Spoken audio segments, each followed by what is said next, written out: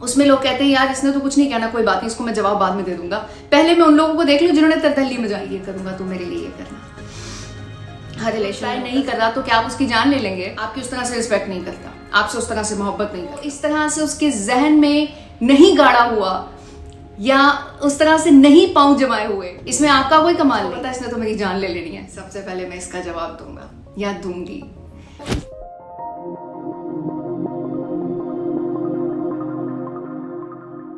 अस्सलाम वालेकुम, this is Naira Malik. आज मैं आप लोगों के साथ एक स्टोरी शेयर करने जा रही हूँ। रीजन ऐसी है जो आप लोगों के साथ शेयर करनी बहुत जरूरी है। बहुत सारे लोगों की इस रीजन की वजह से लड़ाई होती है और एक्चुअल में आज ये वीडियो बनाने का मकसद भी यही है कि हम उन फैक्टर्स पे थोड़ी तवज्जो डालें, मतलब तवज्जो दें कि क्या वाकई जिस वजह के पीछे आपस में दोस्तियां खत्म हो जाती हैं, रिलेशंस एंड पे पहुंच जाते हैं। तो हुआ ये कि मेरी एक दोस्त है जो मेरी एक्स कलीग भी है और मेरे एक दोस्त हैं वो भी मेरे एक्स कलीग हैं। तो उन लोगों की आपस में लड़ाई हो गई है जस्ट एक रीजन की वजह से, और वो ये रीजन थी कि तुम ऑनलाइन थे तो मेरे मैसेज का जवाब क्यों नहीं दिया, और तुम ऑनलाइन थे और तुम बार बार ऑनलाइन आए तो तुमने मेरे मैसेज का जवाब नहीं दिया। ये मेरी इंपॉर्टेंस है, ये मेरी वैल्यू है तुम्हारी लाइफ में।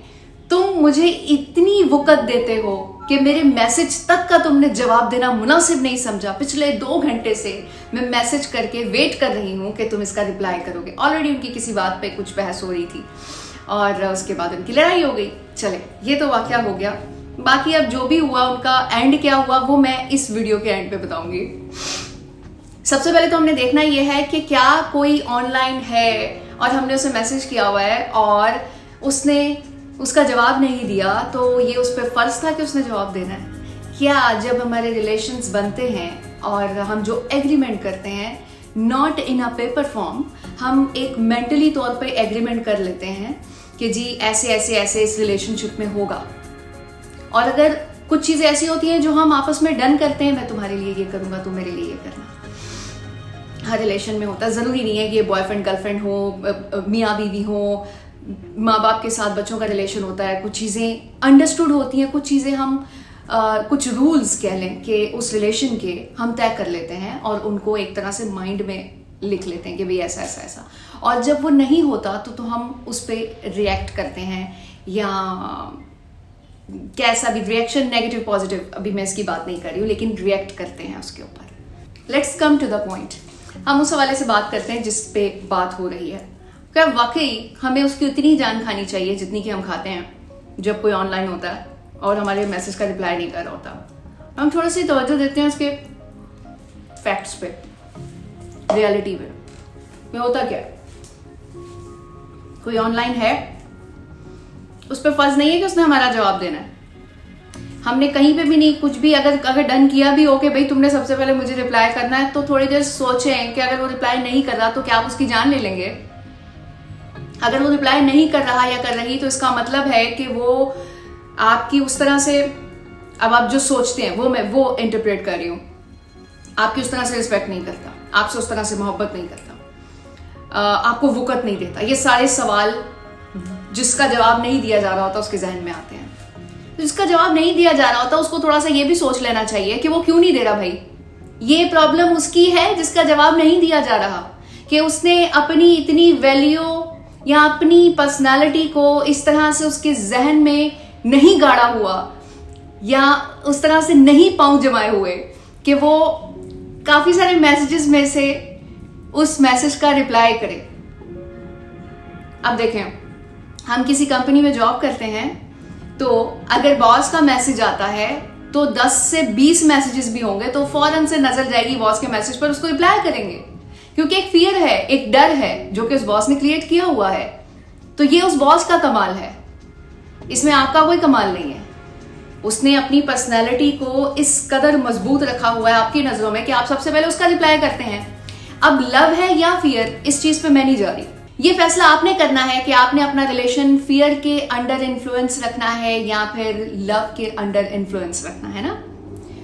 अगर तो कोई डर के घबरा के इस तरह भी रिलेशन चलते हैं, बाजों का अगला बंदा रिप्लाई इसलिए कर देता है कि उसको पता है इसने तो मेरी जान ले लेनी है, तो जब जान ले लेनी है तो फिर वो रिप्लाई कर देता है या कर देती है।